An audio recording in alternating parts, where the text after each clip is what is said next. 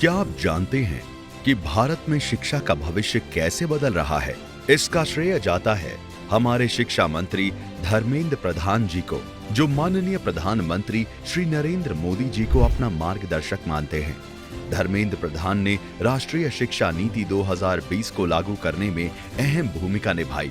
ये नीति शिक्षा के हर क्षेत्र में सुधार लाने के लिए बनाई गई है।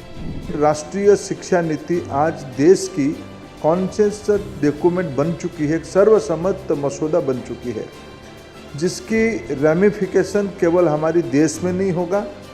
आज की जियोपॉलिटिकल सिचुएशन में जब प्रधानमंत्री कहते हैं India is going to bridge between western world and global south, what are the pillars of that envision bridge?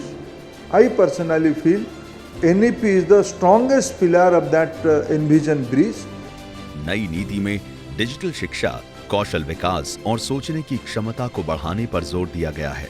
ये नीति न केवल छात्रों को आधुनिक शिक्षा देती है, बल्कि उन्हें वैश्विक प्रतिस्पर्धा में भी सक्षम बनाती है।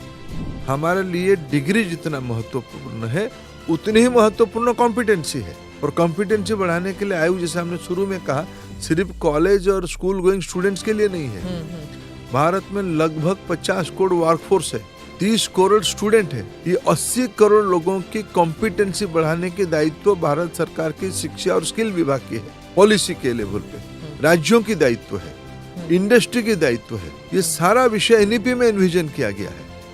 धर्मेंद्र प्रधान ने इस नीति को छात्रों और शिक्षक समुदाय की जरूरतों को ध्यान में रखते हुए तैयार किया। इसका उद्देश्य हर बच्चे को एक बेहतरीन शिक्षा देना है।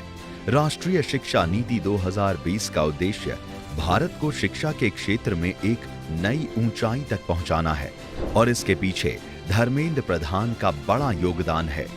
देश में अगर हमको $5 ट्रिलियन इकोनॉमी बननी है, और जो प्रधानमंत्री जी ने कहा कि आने वाले 5 साल में हम विश्व की 3 नंबर की इकोनॉमी बनेंगे, तो उसी का पहला आवश्यकता है देश की नॉलेज लेवल को एक मैसिव हैंड होल्डिंग करके अपग्रेड करना पड़ेगा। धर्मेंद्र प्रधान का ये योगदान न केवल भारत की शिक्षा प्रणाली को मजबूती दे रहा है, बल्कि आने वाली पीढ़ियों के लिए भी एक सुनहरा भविष्य तैयार कर रहा है।